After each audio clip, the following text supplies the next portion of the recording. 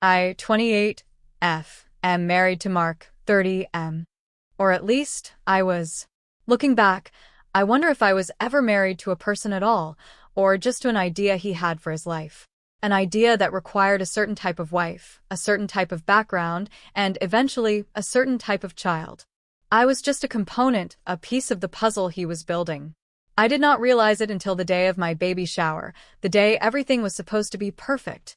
The day the mask did not just slip, it was ripped away completely, and I saw the monster underneath.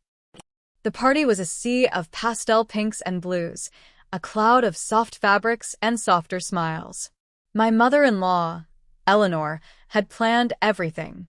She had a way of taking over events, making them her own, and this was her masterpiece.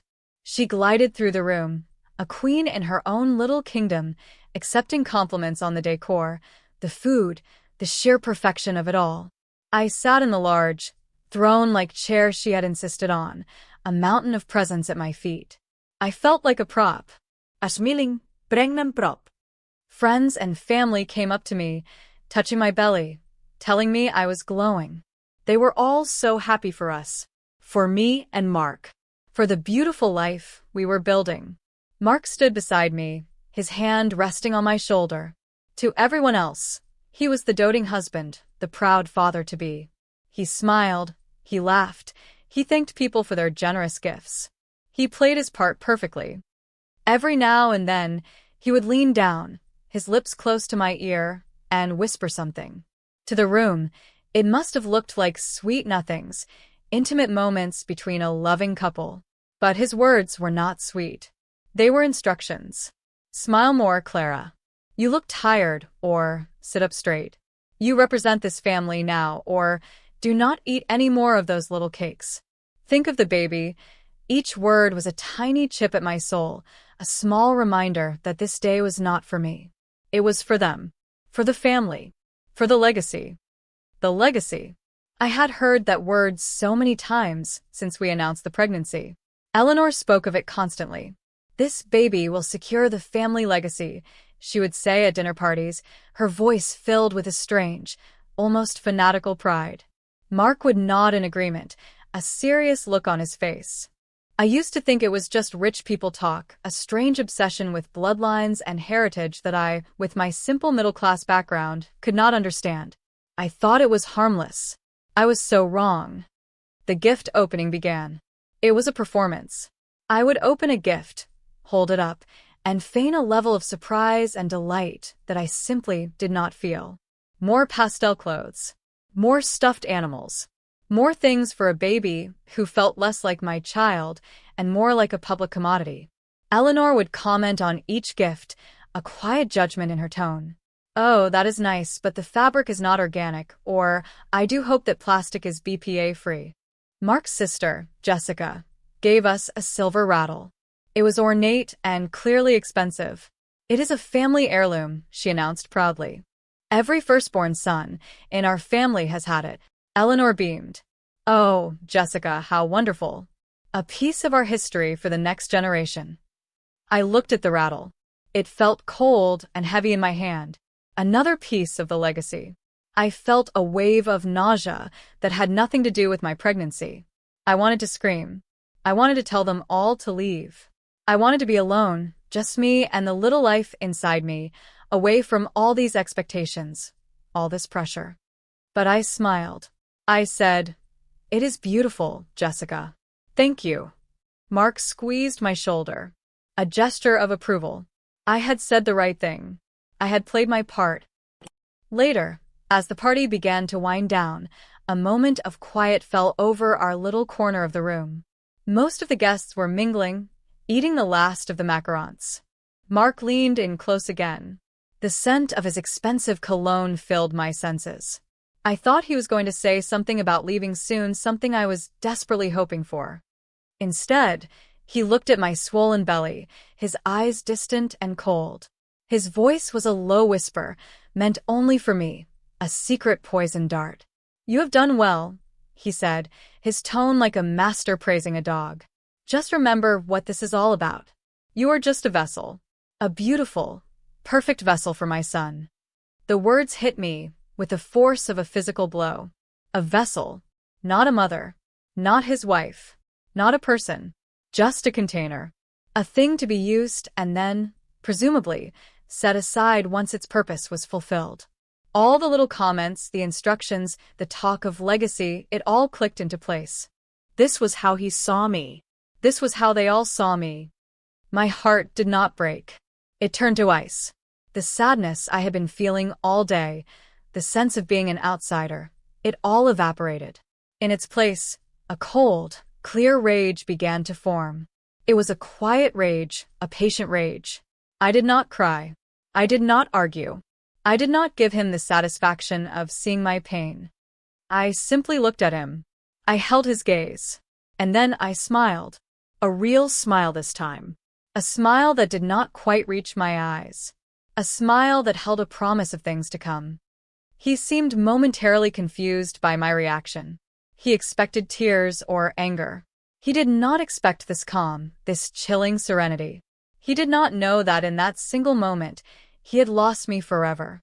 He had not just insulted me. He had armed me. He had given me a reason, a purpose. He thought he was putting me in my place, but all he had done was show me exactly where I stood. And I decided, right then and there, that I would not be standing there for much longer. The rest of the party is a blur in my memory. I went through the motions, a perfect automaton of a wife. I thanked the remaining guests. I kissed Eleanor and Jessica on the cheek. I let Mark guide me to the car, his hand on the small of my back, a gesture of possession. I did not say a word on the drive home. He tried to make small talk, but my silence was a wall he could not penetrate. He probably thought I was sulking. He probably thought that by morning I would have forgotten or forgiven. He had no idea what was brewing inside me. He had no idea that he had just declared a war, and I had no intention of losing. Back home, surrounded by the mountain of gifts, the reality of my situation settled in. I was trapped. I was pregnant with his child, a child he saw as a product, an extension of his own ego. A child his family was already claiming as their own. Leaving would be difficult. They had money, influence, power. They could make my life a living hell. They could try to take my baby from me. I sat on the floor of the nursery, a room Eleanor had decorated in shades of gray and beige, a room that felt more like a showroom than a place for a child. I picked up the silver rattle. It was cold to the touch. I thought about the generations of firstborn sons who had held it. I thought about the women who had given birth to them. Were they vessels too? Had they felt this same cold, suffocating pressure? I realized I could not just run away. That would be playing their game. They would paint me as an unstable, emotional pregnant woman. They would use their resources to hunt me down. No. I had to be smarter than that. I had to fight them on their own terms. They were obsessed with legacy, with bloodlines, with perfection. I would use that obsession against them.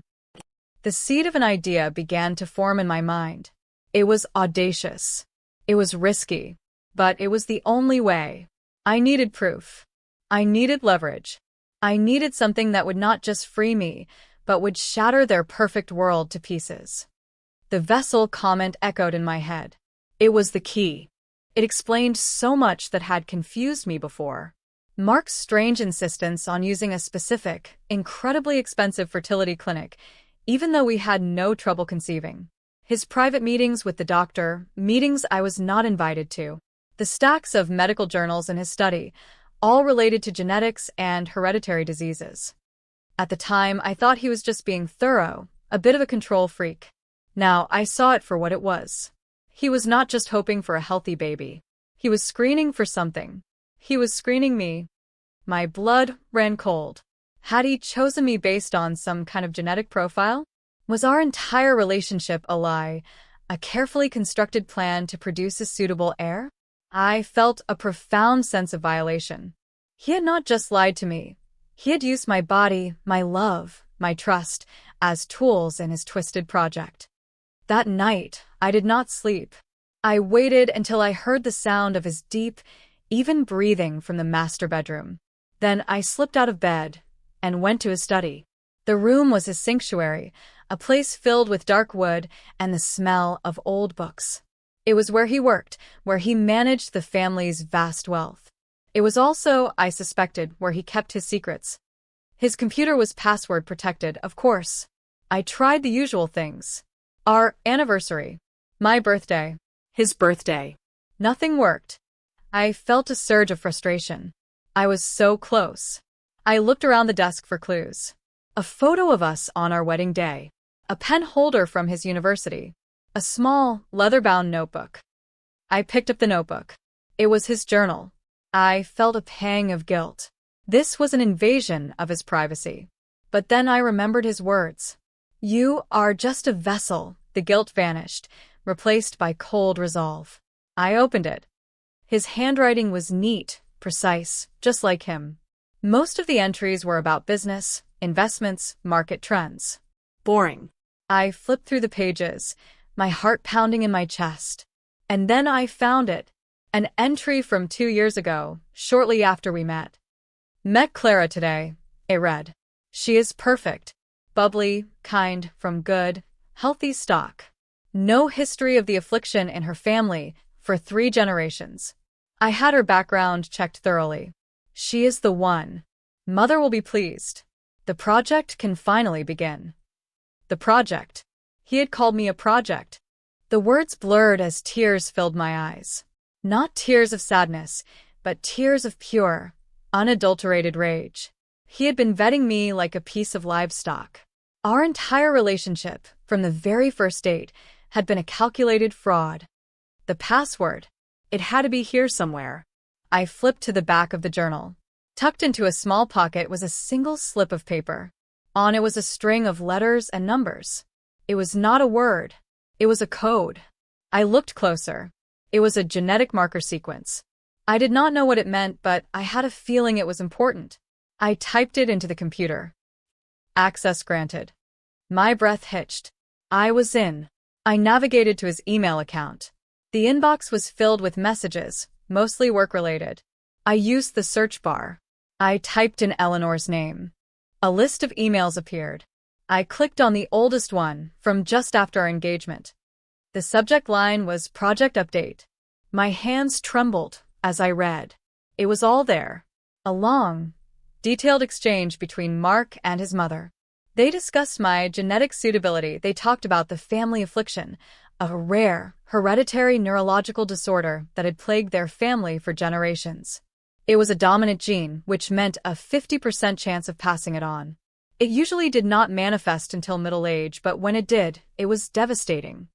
They had been trying to breed it out of the family line. Mark's grandfather had it. His great-uncle had died from it.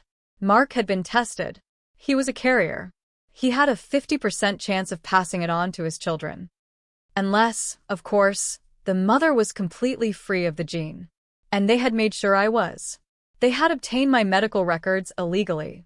They had run a full genetic workup on me without my consent, likely from a blood sample I had given at a routine checkup, a checkup Mark had insisted I go to with his family doctor.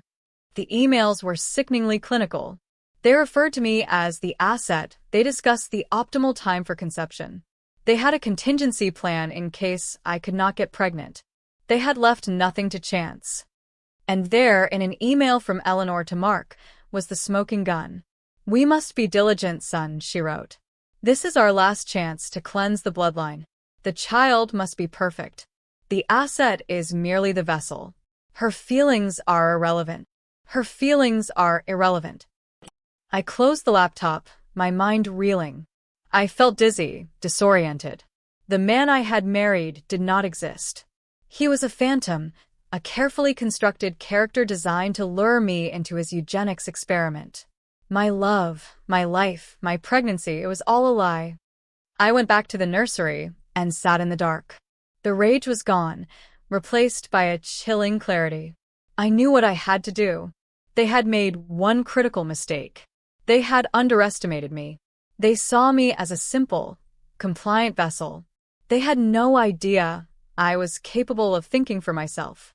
They had no idea that I could and would fight back.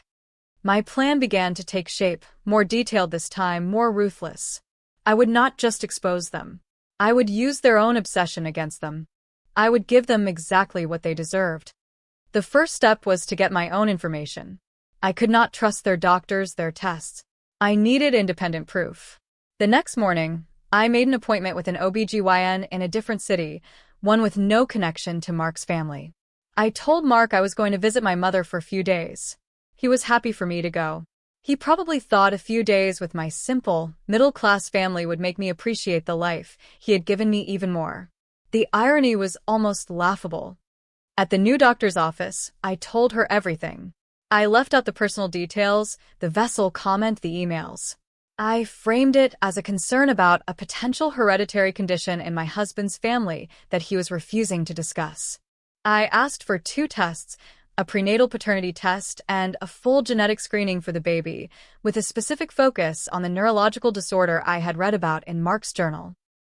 The doctor was understanding. She agreed that it was my right to have this information. The tests were expensive. I paid for them with a credit card Mark did not know I had, one I had kept for my single days. My little emergency fund. It was about to fund the biggest emergency of my life. Waiting for the results was agony. For 2 weeks, I lived in a state of suspended animation. I went back home and played the part of the happy, expectant mother. I smiled at Mark. I let him touch my belly. I listened to Eleanor's endless plans for the baby's future. Every word they said was fuel for the fire burning inside me. I started to gather my evidence. I used a small USB drive to copy the emails from Mark's computer. I took pictures of the journal entries with my phone. I documented every conversation, every backhanded compliment, every veiled instruction. I was building a case, not just for a divorce, but for my own liberation. I also started to test the waters with other family members. I had lunch with Jessica, Mark's sister. I tried to bring up the family's medical history casually. I was just thinking, I said, stirring my iced tea. With the baby coming, it is probably good to have a full picture of both our family's health.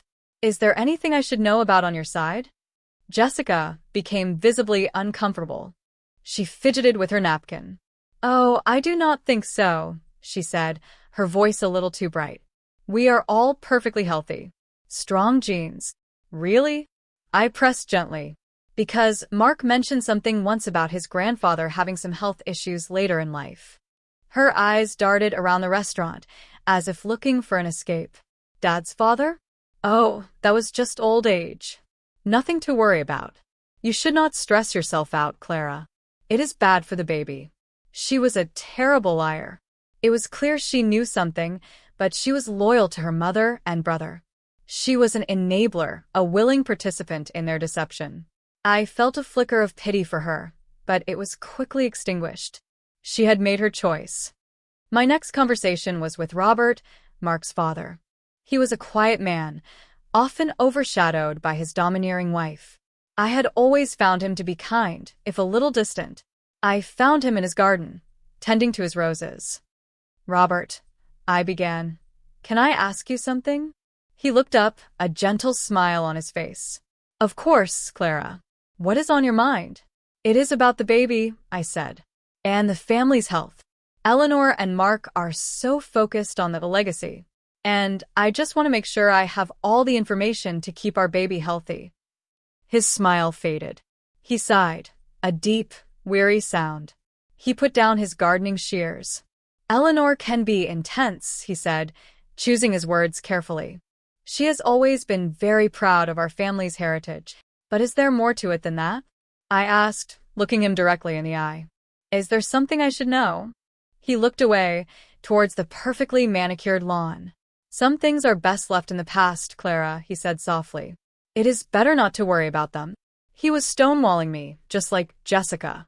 But his sadness was genuine. He was not a willing participant like his daughter. He was a man trapped in a web of family secrets, too weak or too beaten down to fight back.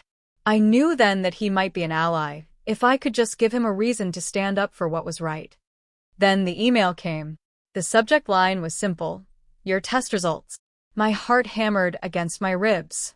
I locked myself in the bathroom, my hands shaking so badly I could barely click the mouse to open the attached file.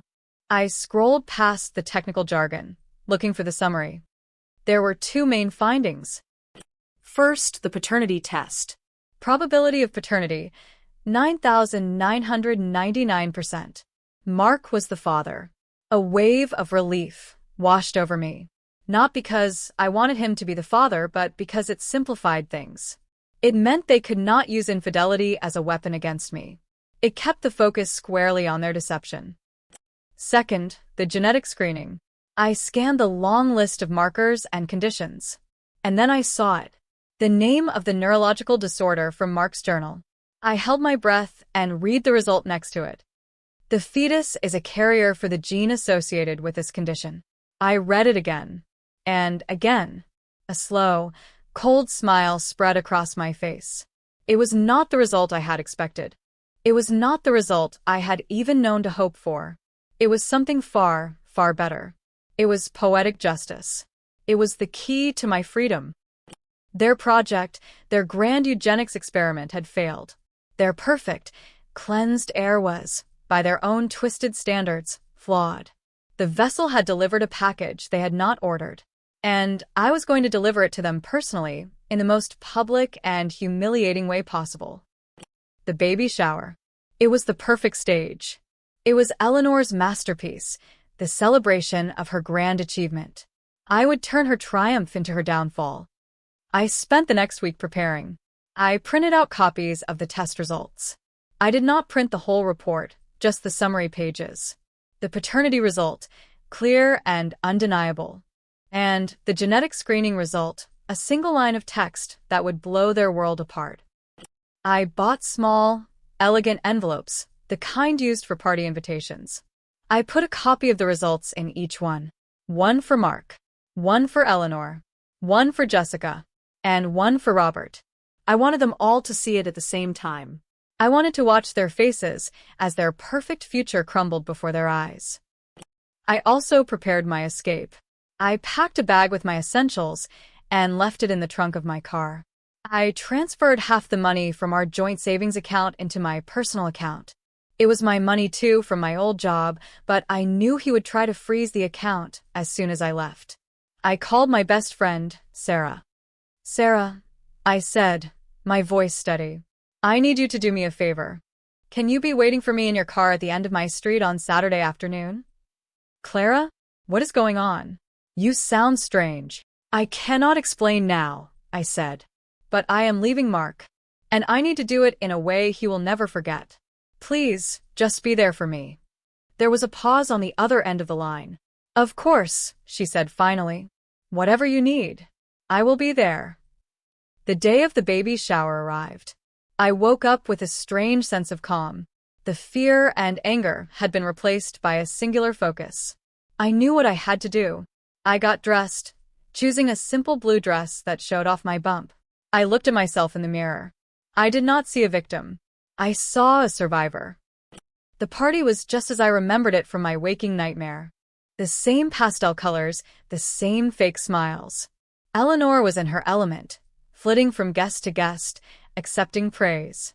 Mark was by my side, his hand once again on my shoulder, a proprietary gesture that now made my skin crawl. I endured the small talk, the belly touching, the endless advice from women I barely knew. I smiled and nodded, a ticking time bomb in a blue dress. I waited for the right moment. It came after the gift opening, just as I had planned. The room was full. All the key players were present. The unsuspecting guests provided the perfect audience. Mark, feeling magnanimous and proud, decided to give a little speech. He talked about family, about tradition, about the joy of becoming a father. He thanked everyone for coming, for their love and support.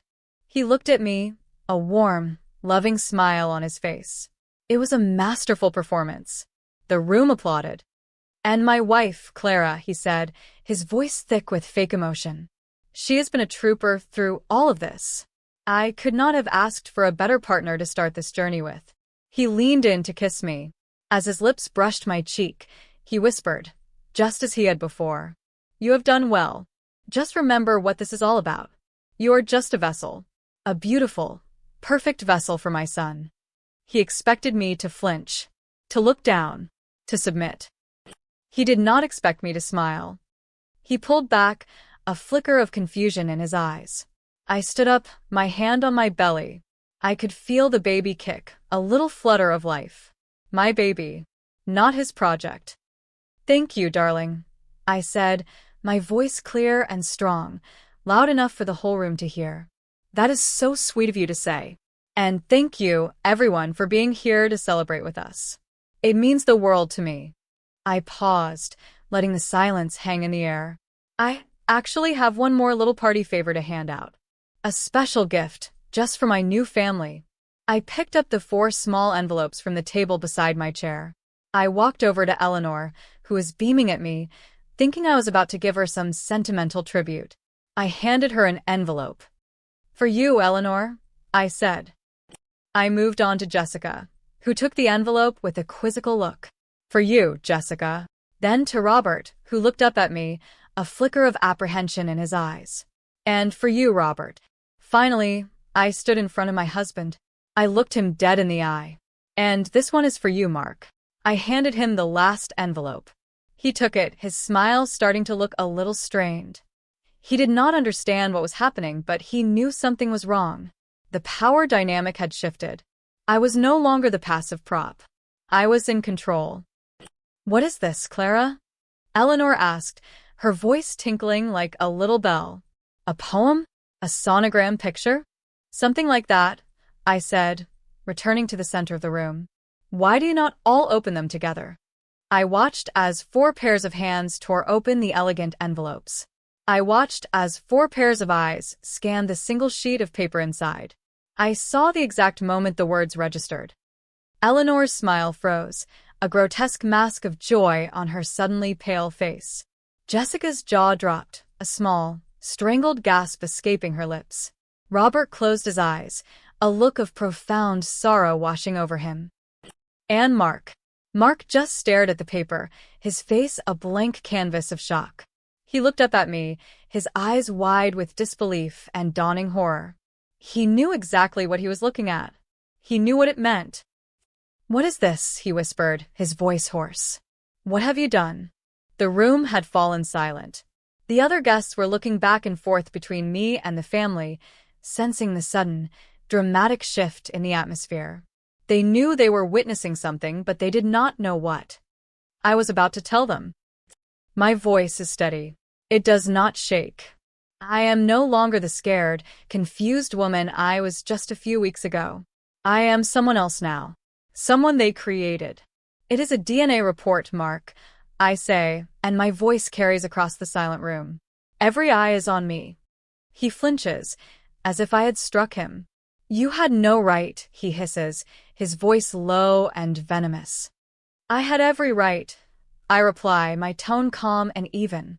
It is about my baby, my health, my body. I take a step closer to him, to them. The report confirms 2 very important things. I thought you would all be very interested to know the results, given how much you all care about this family's legacy. A nervous murmur ripples through the guests. Eleanor shoots me a look of pure hatred, a silent command to stop. But I have the floor now. I have the power.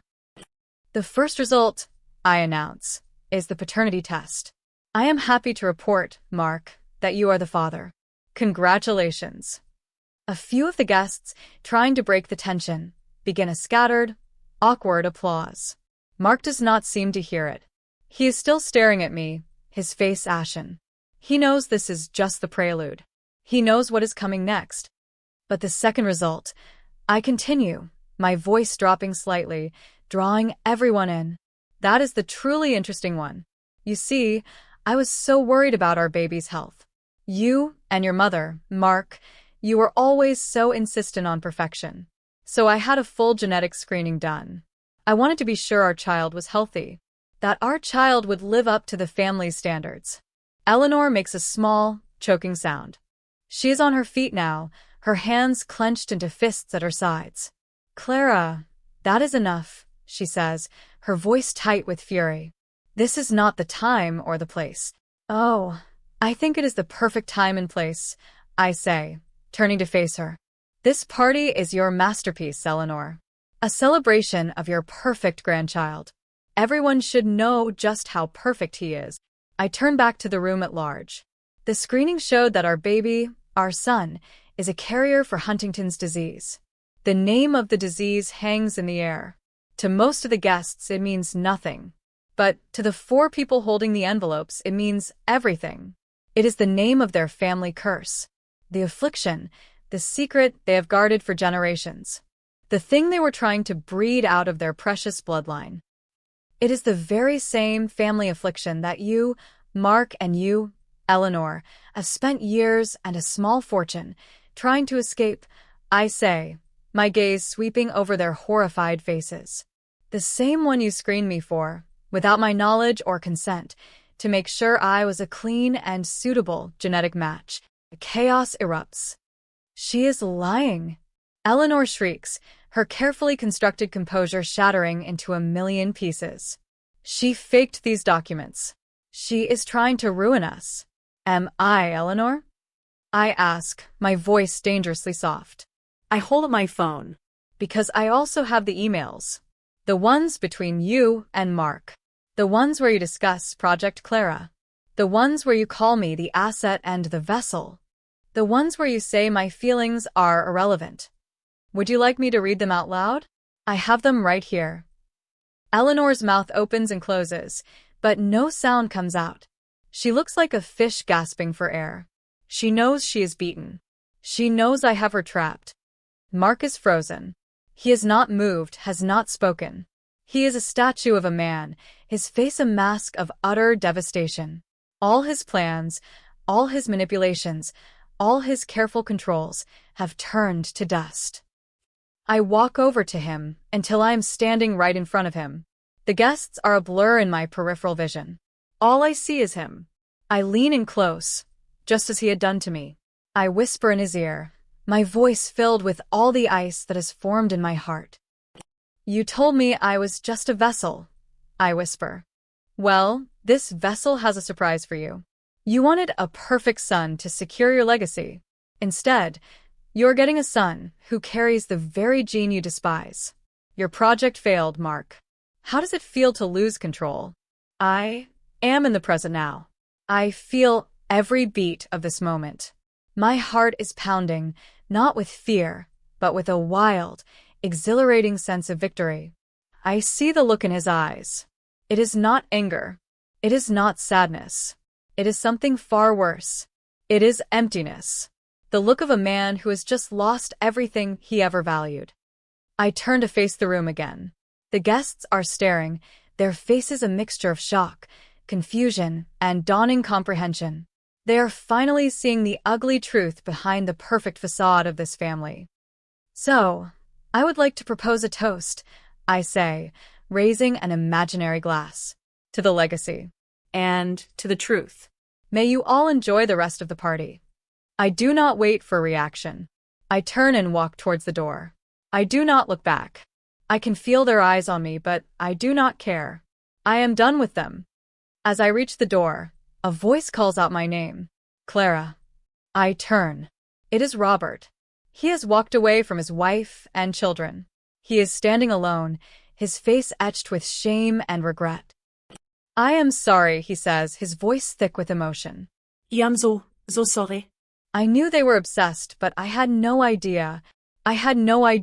It was this monstrous. I should have stopped them. I should have said something. Yes, I say simply. You should have. I do not offer him forgiveness. I do not offer him comfort. He does not deserve it. But I see a flicker of something in his eyes. A glimmer of the good man he might have been, if he had not been so cowed by his wife's ambition. I walk out of the house, out of the party, out of the life that was never really mine. The pastel decorations seem to mock me as I go. I walk down the long, manicured driveway, and I do not look back. Sarah is there, just as she promised. Her car is parked at the end of the street. She gets out as she sees me approaching. She does not say anything. She just opens her arms, and I walk into them. And for the first time in months, I let myself cry. The days that followed were a blur of lawyers, paperwork, and blocked phone numbers. The fallout from the baby shower was immediate and spectacular. News of the public implosion of the perfect family spread like wildfire through their social circle. Eleanor and Mark were humiliated. Their perfect image, the thing they valued above all else, was shattered beyond repair. Mark tried to contact me, of course. At first, it was a flood of angry texts. "You have ruined me. How could you do this to our family? You will regret this." When the anger did not work, he switched to pleading. "Clara, please, we can fix this. I love you. I was just under a lot of pressure from my mother. I did not mean what I said." The lies were so pathetic, so transparent. I did not even bother to reply. I just blocked his number. Then he started showing up. At Sarah's apartment, where I was staying. He would stand on the street outside, calling my name. Sarah had to call the police twice to get him to leave. Finally, my lawyer sent him a cease and desist letter, threatening a restraining order. The visit stopped. Eleanor, predictably, went on the offensive. She started a smear campaign, telling all their friends that I was mentally unstable, that I had faked the DNA tests to extort money from them. But I was prepared for that. My lawyer sent a copy of the lab-certified results, along with a selection of the most damning emails between Eleanor and Mark, to a few key people in their social circle. The smear campaign died a quick and quiet death. The family, as I had known it, ceased to exist. Robert, true to the flicker of decency I had seen in him, left Eleanor. He moved out of the family mansion and into a small apartment downtown. He filed for divorce, citing years of emotional abuse and irreconcilable differences. The scandal of the baby shower was the final straw for him. He contacted me through his lawyer. He wanted to offer financial support for the baby. Not child support, he was clear about that. Mark would be legally obligated to pay that. This was something separate. A trust fund for my child's future, with no strings attached. A way of atoning for his silence, his complicity. I met with him once, in a neutral location, a small coffee shop far from our old neighborhood. He looked older, tired, but also lighter, as if a great weight had been lifted from his shoulders. "I cannot apologize enough, Clara," he said, his eyes filled with a genuine sadness. "What they did to you, what they planned for that child, it was evil. I was a coward for not standing up to it sooner." "Why did you not?" I asked, my curiosity overriding my anger. He sighed, stirring his coffee. "Eleanor, she has a way of convincing you that what she wants is the only thing that matters. The legacy, the family name, it was her religion. I went along with it for years because it was easier than fighting. I told myself it was harmless. But it was not. It was a poison. And I let it infect my whole family. What will you do now?" I asked. "I am going to try to be a grandfather," he said. "If you will let me. I want to know my grandchild. Not as a piece of a legacy, but as a person. I will respect whatever boundaries you set, Clara. I just want a chance to do right by this child, in a way I failed to do with my own." I thought about it for a long moment. My first instinct was to say no, to cut off all ties to that toxic family. But looking at Robert, I saw a broken man trying to put the pieces of his life back together. And my child, my son, deserved to have a grandparent who loved him for who he was. "Okay, Robert," I said finally. "We can try." A look of profound relief washed over his face. "Thank you, Clara," he whispered. "Thank you." Jessica was a different story. She was caught in the crossfire. Shunned by her mother for not being supportive enough, and by her father for being too complicit. She tried to reach out to me once, a long, rambling text message about how she never meant for things to go this far. I did not reply. She had made her choice to stand with them, and she had to live with the consequences. The divorce was surprisingly swift. With the evidence I had, Mark's lawyers knew they had no chance of winning a protracted battle. They advised him to settle, and to settle generously. I got the house, which I immediately put on the market. I got a significant portion of his assets. And I got sole custody of our child. He was granted supervised visitation, but I knew he would not use it. The child was a symbol of his failure, a constant reminder of how he had lost control. He did not want to see him. A few months later, my son was born. I named him Leo. Not a family name, just a name I liked. He was beautiful. He was perfect. He was mine. Holding him in my arms for the first time, all the anger, all the bitterness, all the pain of the last year just melted away. It did not matter anymore. I had won. I was free. We were free. Life is quiet now. I sold the big, cold house and bought a small, sunny apartment in a new city. Sarah lives just a few blocks away. Robert visits every Sunday. He is a doting grandfather, just as he promised. He brings Leo books and teaches him how to garden in the little pots on my balcony. He never speaks of Mark or Eleanor. It is as if that part of his life never existed. I heard through the grapevine that Mark has moved to another country, trying to start over where no one knows his name or his family's scandal. Eleanor lives alone in the giant mansion, a bitter queen in an empty castle. Her friends have abandoned her. Her family is gone. Her precious legacy is in ashes. Sometimes when Leo is sleeping, I think about that day. The day my world fell apart and then came back together in a new, better way. I think about Mark's whispered words. You are just a vessel. He meant to diminish me, to reduce me to a biological function. But he was wrong. A vessel is a container. It holds things. It carries them from one place to another. I was a vessel. I carried my son out of that toxic, loveless world and into a new one, a world of light and hope and freedom. I carried him to safety. They thought they could control the outcome.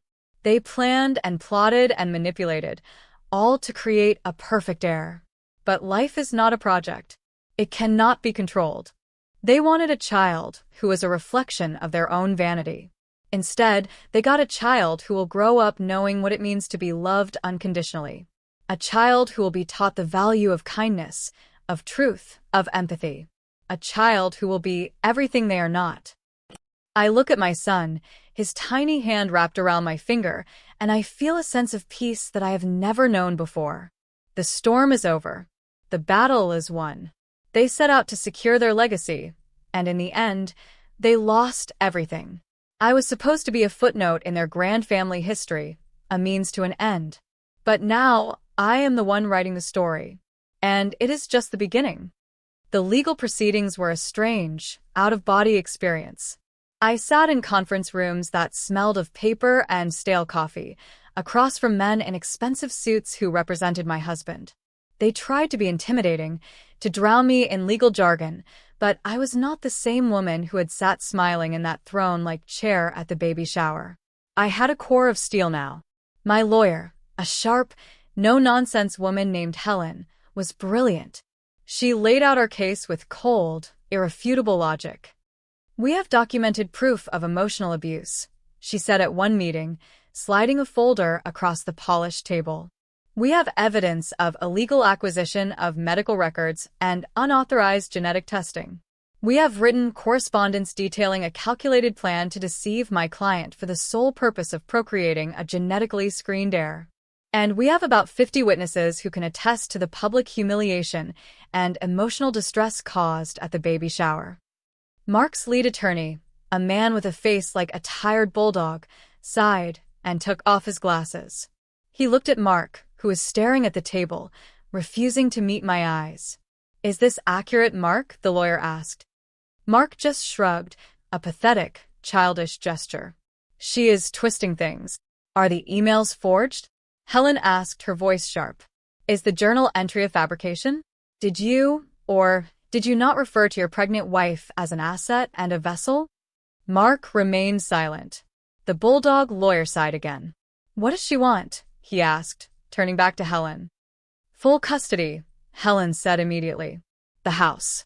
A fair and equitable division of marital assets, waited to account for the egregious emotional and psychological damages inflicted upon my client. And a gag order preventing your client and his mother from ever contacting or speaking publicly about my client or her child again. They tried to negotiate, of course. They offered more money for joint custody. They tried to argue that Mark's behavior was a result of familial pressure. Helen did not budge. My client is not interested in your client's excuses, she told them. She is interested in protecting her child from a toxic and manipulative environment. Full custody is non-negotiable. In the end, they agreed to everything. They knew a public court battle would be a disaster for them. The story was too lurid, too damning. The emails alone would be enough to make them social pariahs forever. They chose to cut their losses and disappear. The day the divorce was finalized, I felt a profound sense of relief. It was not just a legal document, it was a declaration of independence. I walked out of the courthouse into the bright sunshine and took a deep breath of free air. Selling the house was another cleansing ritual. It was a beautiful home, a place I had once thought would be my forever home. But it was tainted with memories of lies and control. Every room held a ghost. The study where I found the journal. The nursery that Eleanor had decorated. The living room where the baby shower had taken place. I hired a company to pack everything up. I took only my personal belongings, the things that were mine before I met Mark. Everything else, the expensive furniture, the art, the crystal, I told them to sell. The money went into a trust for Leo. It was blood money, in a way, and I did not want it for myself.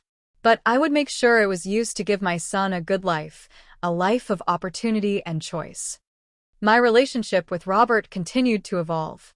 He was a constant, steady presence in our lives. He was careful never to overstep, always asking permission, always respecting my role as Leo's mother.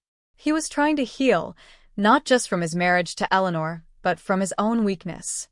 One day, as we were watching Leo play in the park, he said, "I think about it all the time, you know." That day. "What you did." "It was the only thing I could do," I said. "No," he said, shaking his head. "Most people would have just left. Run away. But you held them accountable. You took a match and you burned their whole corrupt world to the ground. It was terrifying, and it was magnificent." "I did it for Leo," I said, watching my son toddle towards the swings. "I know," he said. "But you did it for yourself, too. You took your power back. I spent 35 years letting Eleanor take mine. I will always be grateful to you for showing me what courage looks like." His words meant more to me than any financial settlement. It was an acknowledgement of my struggle, of my strength. It was a form of justice. I never heard from Mark again directly. I heard stories, of course. A friend of a friend saw him in Singapore, looking older and haunted. Someone else heard he had lost a significant amount of the family money in a series of bad investments, without his father's steady hand to guide him. He was adrift, a man without an anchor, his grand legacy nothing but a punchline to a sordid story. Eleanor remained in her mansion, a ghost rattling around in an empty monument to her own ambition. The house was too big for one person, but she refused to sell it. It was all she had left. She became the recluse. The queen had lost her kingdom, her heir, her husband, and her reputation. All that was left was her pride, and a lifetime of lonely years to contemplate her failure. My life, in contrast, became small and simple and beautiful. I went back to work, part-time at first, as a graphic designer. I made new friends. I reconnected with old ones. I built a community, a chosen family, for myself and for Leo. Sarah was my rock through it all. She was there for the late-night feedings, the first smiles, the first steps. She was Leo's aunt in every way that mattered. "Do you ever think about him?" she asked me one evening, as we sat on my balcony, watching the city lights come on. Leo was asleep inside. "Mark." I considered the question. "Not really. Sometimes I feel a flicker of something. Pity, maybe. But mostly, I just feel nothing. He is a stranger to me now. A character in a story that happened to someone else." "And Eleanor?" "Her, I think about a little more," I admitted. "I think about the kind of hatred it takes to view another human being as a tool. To see a baby as a product. It is a sickness. And I am just glad we got out before it could infect us." "You did more than get out," Sarah said. "You found the antidote." She was right. The antidote was truth. It was a harsh medicine, but it was the only thing that could cure the disease of their lies. When Leo was 3, he started asking about his father. I had always known this day would come. I had a photo album prepared, with pictures of me and Mark from the early, happy days of our relationship. I wanted him to know that he came from love, even if that love was based on a lie. "This was your daddy," I told him, pointing to a picture of Mark smiling. "He helped make you." But he was not ready to be a father, so he went away to live somewhere else. "But you have me, and you have Grandpa Robert, and you have Aunt Sarah. And we all love you very much." It was a simplified version of the truth, of course. But it was enough for now. When he is older, if he wants to know more, I will tell him. I will not lie to my son. That is a promise I made to myself. We will have a house built on truth, not secrets. Life moves forward. The sharp edges of the past have been worn smooth by the gentle rhythm of everyday life. The drama, the betrayal, the spectacular revenge, it all feels like a lifetime ago. My world is no longer about them. It is about Leo's laughter, the smell of crayons, the warmth of a small hand in mine. Every now and then I see a pregnant woman on the street, and I remember that feeling. The feeling of carrying a life, the hopes, the fears. And I think about the word vessel. It is a word that is meant to be dehumanizing. But I have reclaimed it. A vessel can be a ship, a craft that navigates treacherous waters and brings its precious cargo safely to shore. That is what I did. I was the captain of my own ship, and I steered us through a hurricane. I did not just survive the storm. I learned how to sail. And now, the sea is calm, the sky is clear, and we have a whole new world to explore, just the two of us. They may have written the first chapter of my story, but I am the one who gets to write the rest. And I have a feeling it is going to be a bestseller. The legacy they were so desperate to create ended with them. My legacy, Leo's legacy, is just beginning. And it will be built on love, not lies. It will be real.